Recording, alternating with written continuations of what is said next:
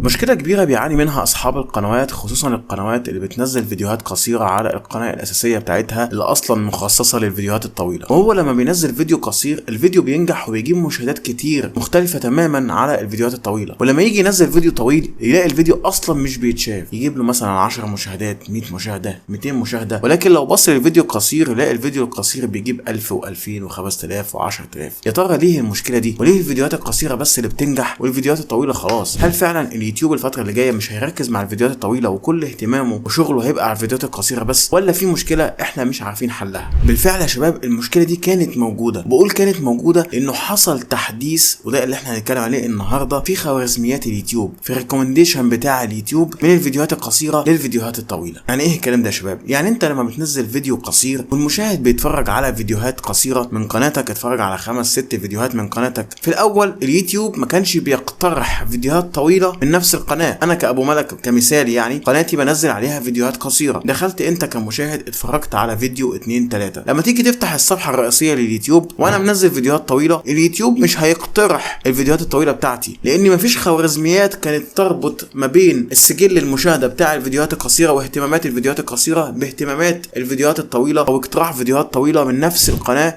اللي المشاهد شاف عليها فيديوهات قصيره. بشكل ابسط، لو انت اتفرجت على 50 فيديو من قناه بتنزل فيديو قصير اتفرجت عليها 50 فيديو، اليوتيوب مش هيقترح لك ولا فيديو واحد من فيديوهات طويله من نفس القناه. دي المشكله اللي كانت بتسبب نقص في عدد مشاهدات الفيديوهات الطويله عن الفيديوهات القصيره، ان المشاهدين اللي بيتفرجوا على الفيديوهات القصيره ما بيتمش اقتراح الفيديوهات الطويله من نفس القناه اللي شافوها قدامهم، فبالتالي ما فيش مشاهدات بتيجي على الفيديوهات الطويله. دي كانت مشكله تم حلها، تم عمل تحديث في خوارزميات اليوتيوب والربط ما بين خوارزميات الفيديوهات القصيره بخوارزميات واقتراحات الفيديوهات الطويله. يعني اصبح دلوقتي ان الفيديو القصير، لو انت دخلت على قناتي وانا مخصص او بنزل فيديوهات قصيره واتفرجت على فيديو واثنين وثلاثه وخمسه، اليوتيوب هنا هيقترح لك انت كمشاهد عشان انت اتفرجت عليا، هيقترح لك من عندي فيديوهات طويله كمان. بدا يربط ما بين مشاهدات الفيديوهات القصيره من القناه ومشاهدات الفيديوهات الطويله. فانت لو كنت بتعاني من المشكله دي ان الفيديوهات الطويله عندك مش بتجيب مشاهدات، المشكله دي اتحلت خلاص، حصل تحديث في الخوارزميات،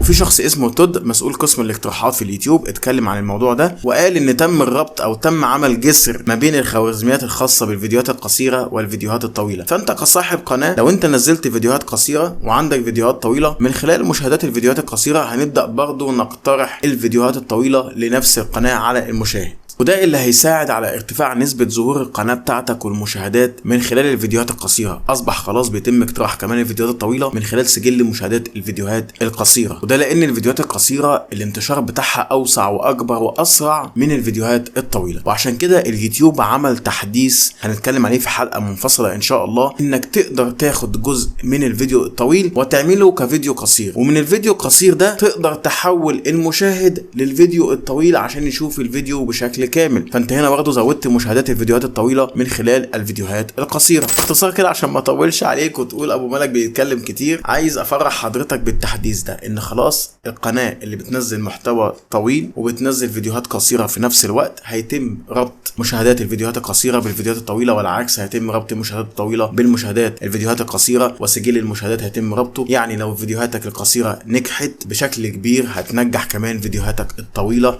وهتجيب عليها مشاهدات كتير. ده كان موضوع حلقه النهارده، وان شاء الله في حلقه جايه هنتكلم بشكل تفصيلي عن التحديث اللي حصل من اليوتيوب، انك تاخد جزء من الفيديو الطويل تخليه فيديو قصير، ده بيساعد بشكل كبير على زياده المشاهدات. لو عندك اي سؤال سيبه في التعليقات، وقول لنا تجربتك بعد التحديث ده، لانه حصل من فتره مش كبيره لكن بدا التحسين فعلا بيحصل في القنوات. فلو انت عندك فرق في المشاهدات وبالفعل المشاهدات الطويله بتجيب زيارات ومشاهدات من الفيديوهات القصيره، سيب لنا ده او قول لنا ده في التعليقات. ولو عندك اي سؤال برضه سيبه في التعليقات. اشوفكم ان شاء الله في حلقه جديده. شكرا ليكم والسلام عليكم ورحمة الله وبركاته.